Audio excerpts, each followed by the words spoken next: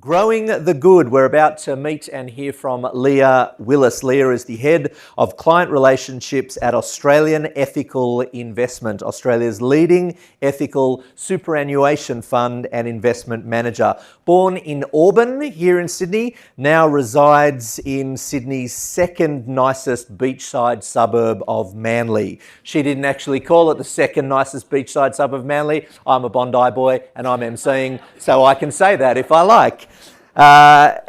Leah joined Australian Ethical back in 2016, responsible for client relationships across all of their intermediated channels. Over 20 years experience in financial services distribution, including having worked with Rothschild, BT, Barclays, and most recently with IOOF. Australian Ethical is a publicly listed company. It invests and operates its business according to its ethical charter. 10% of its profits fund its community grants program, one of the highest levels of corporate giving in the country. Leah loves the beach, and because Bondi is too far away, she makes do with Manly on the weekends, running, doing yoga, and generally doing healthy lifestyle stuff. She loves spending time in Bali. She has been to Bali 20 times since she was 21 and now visits there regularly with her children. She joins us to talk all about ethical investing and why she too wishes she could not live in Manly but live in Bondi. Please welcome Leah. She loves Bruce Willis. Please welcome Leah Willis, ladies and gentlemen.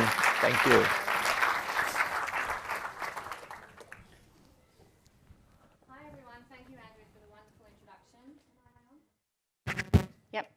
I just wanted to say also thank you to all the volunteers that are running around making this afternoon possible. So we're really proud to be able to support today and to be able to present, but also thank you to all of those that are making their time available to make this work today. I think Andrew's just stolen all my thunder, so I thought we might just go to afternoon break.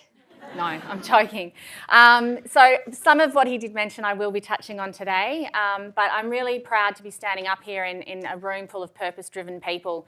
Whether you're students, whether you're individuals with a purpose kind of goal, or whether you're businesses that are trying to sort of balance profit and purpose, it's really nice to be part of today. And also I think what I really like, I've been back in the room watching some of the live streaming, is hearing people and planet, which we're really passionate about, bantered around with business and with financial kind of financial terms, because I think it is really critical to what I'll be presenting on today. But with that, I just wanted to quickly kick off. From a legal perspective, I'm sorry, the legal eagles, we are highly regulated in financial services. So I need to let you know that this is all general information. I haven't taken your personal circumstances into account, and you need to get financial advice if you want to pursue any kind of investments yourself. So with that out of the way, in considering the topic for today, or the objective, I guess, of the Social Good Summit and the theme of the Sustainable Development Goals, this is a quote that I really love and that came to me as part of preparing for today. And the reason is because I think it reflects both the SDGs but also Australian Ethical and what we stand for. So Audrey Chow is the CEO of Morgan Stanley's Institute of Sustainable Investing. By 2050, more than 9 billion people, 2 billion more than we have currently, will inhabit the planet. The demand for food, energy and water will increase dramatically along with population. It is easy to say we hope that government or philanthropy will figure out a way to help, but private capital can and must play a role in addressing these very large global challenges.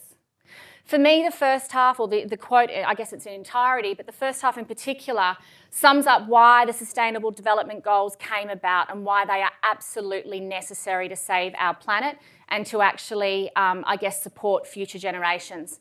But the second half goes to the values and the core value in particular that Australian Ethical holds, and that is the power of money to do good. Any business, any individual has their own capital allocation decisions to make every single day in terms of what you consume, how you save and how you spend. So I think that really sums up the core value that we actually hold at our heart as a business. And in fact, on that note, I thought what better way to start than actually talk through our business model and the actual what we would call our belief system, and which really form all the values of Australian Ethical, not just in the way we invest, but actually how we conduct our business and how we think about the things that we do outside of investments. And what we're talking about here is a business model that is not traditional. So we operate in a really traditional system. Financial services, the business environment is very profit focused, is very return focused. And there is no doubt as a listed entity, we have to be concerned with value back to shareholders and ultimately value back to the members that we're actually are entrusting us with money and we're managing their retirement savings, because they obviously want to make sure that they're adequately catered for in retirement. But on top of that return and profit, there's another way of doing business which we think is absolutely fundamental, and which in fact I would say is absolutely essential to us being able to achieve the SDGs ultimately. So I just wanted to quickly touch on what are some of those belief systems. So we absolutely believe that ethical and financial outcomes are not mutually exclusive and that they actually can coexist, and our business is based on that foundation. We believe in the enormous potential and good that capital allocation can make to other things like people, planet and animals. We think that every individual can make a difference and they actually hold the power of their money in terms of their consumption and investment decisions. We absolutely can't do this alone. If we just invest and we don't grow the pie of ethical investing and we don't grow our influence, if we don't lead, take action and inspire, we can't achieve those sustainable development goals. So we actually take a really strong approach to our leadership in this way. Ultimately, all of that comes together in a non-traditional, not business as usual business model. And that is that you can produce profits while having a purpose as a business. And that's the foundation of our business at Australian Ethical. And I would actually question anyone that's sitting in the audience that's running any business today. And I guess the objective of what I would like you to take out of today is just to question the business model that you might be running, or to question your own individual decision making and how you can have more impact or create more purpose through the allocations that you're making. So what I really wanted to touch on was what Andrew mentioned up front. For over 30 years, we have been running investments on behalf of clients. We're Australia's fastest growing super fund for the last 2 years, so we must be doing something right. But also consumers are wanting more responsible investments. And the way we've been managing those investments for the past 30 years is according to an ethical charter. It's a framework of principles. There's 23 principles that underpin that. But ultimately, if you had to summarise that framework, it's all about investing in people, quality and sustainability. And it's avoiding harmful things. And in particular, things that cause harm to people, animals, society, and also the environment. How we go about doing that is we actually look at, first of all, negative screening. So we look at the harm that investments, that sectors, that companies are doing, and we obviously want to avoid any kind of harmful effects on those pillars that I mentioned, people, planet and animals. So what you won't see us investing in is coal, gas, oil, etc. But equally alcohol, tobacco, gambling, old growth forest logging. We're particularly passionate about human rights. And what I would say to this point is we aren't just about exclusions of manufacturers and producers. We are looking through supply chains, because that's where a lot of the issues actually lie. And we're equally looking through the distribution revenue that companies are actually taking off these harmful products or services. So to give you a really, real life example, Willis and Coles, grocery outlets aren't particularly negative in their own right. But when you draw a considerable amount of your revenue from alcohol, tobacco and gambling, you won't get through our screening process.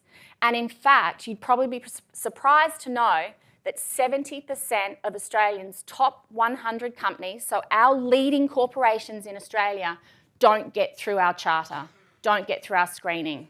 So then what we're left to do, which we love, is look for more positive investments. Because there's no use not investing in fossil fuels, but then obviously we've just said population growth, obviously with that comes an escalating energy demand, so we need to find alternatives and solutions. And I think that's one of the most powerful things, is that positive investment and that positive impact that you can have through an ethical screening process. So that leads us to things like healthcare solutions for the ageing demographics, or clean energy, recycling and renewable sources of energy to be able to replace and transition from fossil fuels.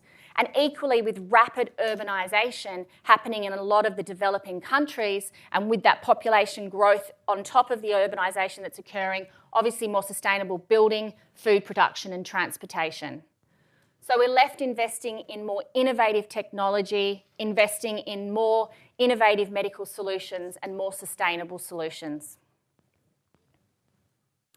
And I would say that if you have a think about that ethical charter and you actually put that alongside the sustainable development goals that you see placed around the room today, there's a really strong alignment. And how it works out in terms of an actual portfolio that you might see from Australian Ethical, I think it really exemplifies that. So as you can see, very little energy apart from maybe renewables and alternative sources of energy, materials that are quite carbon intensive. And then what we're looking at is more positive investments in healthcare, information technology, and also utilities. I think I wanted to point to the impact that our investments are having, because it's really nice to be able to say that you're not invested in harmful sectors and you're invested in more positive sectors, but this is really, I guess, tangible evidence. So we have about 1/3 of the carbon emissions or carbon footprint of the Australian share market. You can see that we offset 100% of our emissions from our business operations. We invest in renewables, and the percentage of investment that we have in renewables will get us to the 2-degree limit that we're actually aiming for. So that's really tangible evidence that by investing by an ethical charter, you are actually achieving a net tangible result and positive outcome. The final part of what I really wanted to touch on today was impact, because what we said is it's not all about profit, it's about purpose, and the way we run our business is about what is the impact of that purpose. And we do that in a number of ways, and I wanted to share with you, I guess, another model that we bandy around our business, and that is, what is the purpose of our business? We call this our ecosystem of stakeholders, but I would also call it our ecosystem of influence. As I said, we can't do this alone. We need to lead, we need to act, and we need to inspire others to do more good as well. So we see this as our ecosystem, on one side being the profit and the other side being the purpose. On the profit side, we manage investments, which we've just seen, on behalf of members, which have a tangible positive outcome for the planet, people and animals, and for the future generations. On the other side, we have government who aren't particularly doing the job that they should be doing at the moment, and there's considerable gaps, which is why you're seeing such a rise in not-for-profit, social enterprise and charities at the moment, filling the gaps of society's most challenging issues. So what we do is we advocate with government, and we also endorse the charities and not-for-profit sector. And the way we do that, and I guess I'll come to a couple of those in a moment, but in terms of the portfolios, I think the most important thing is last year we started benchmarking all our portfolios to the Sustainable Development Goals. Previously, we had actually only benchmarked our carbon footprint and carbon emissions, but I think this is a really telltale sign of the future in terms of how businesses, and even a profit-based business, will actually start to hold themselves accountable. We're just about to produce our annual sustainability report for this year. We produce this every year, and this has actually been award-winning in the marketplace for the last couple of years. But as you can see, the tangible outcome of the ethical investing approach in terms of those SDGs. As I said, we advocate with government on gender equality at board levels, on human rights, on labour rights, modern slavery, and a lot of other different issues to extend our influence beyond just investments. And as Andrew spoke up front, we give away 10% of our gross profits every year to the not-for-profit segment, and we gave away $280,000 last year to 18 companies, but we had over 500 applications, and anyone in the audience that's interested that is in this space, applications have just opened. So with that, I wanted to conclude by saying I think there's a really strong alignment between ethical investing and between the Sustainability Development Goals and the intent of having a positive outcome for the future and doing away with the harmful effects of environmental degradation, human rights issues, and all the other challenging issues that our world is facing today. So what I would say to you as a call to action as you go to afternoon tea is, what is your super funding? I think we all have to, as I said up front, we all have a personal accountability around our consumption and investment decisions, and we would love for you to be able to join and grow the good by taking a more conscious approach to the way you invest generally, but in particular superannuation for your future, but also the future of the planet. Thank you.